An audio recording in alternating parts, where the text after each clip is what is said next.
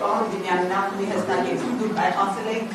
կան դասյարակել, այսինքն հասկանալի դասյարակության բարեկրթությունն է դեր ասած, սա հստակեցեք, եւ հիմնական հարցը շատ քննարկվեց դահլիճում ձեր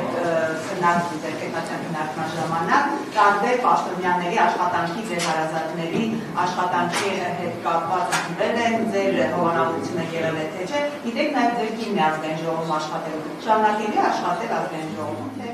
Շնորհակալություն։ Առաջին մասով կրկնում եմ, իմ նպատակը եղել է եւ շարունակում է մնալ հետեւյալը, որ ազգային ժողովի նիստերի դահլիճում առնվազն տիրի սուր, բայց բարեկիրթ մթնոլորտ։ Ես կարծում եմ, որ թու այս երկու օրերը վատ չի ընթանում եւ իմ գոհունակությունն եմ հայտնում այդ առումով։ Ես ինչպես իմ ելույթում եմ նշել, ես ընդդիմությանը առաջարկել եմ այս տրամաբանության, բայց նաև ասել եմ, եթե ընդդիմությունը ընտրի այլ տրամաբանություն, մենք առավել քան պատրաստ ենք նաև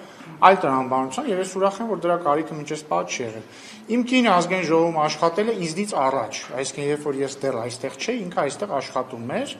հիմա դեկրետի մեջ է իմ կինը եւ ամենայն հավանականությամբ դեկրետից հետո չի վերադառնա այլևս ազգային ժողով։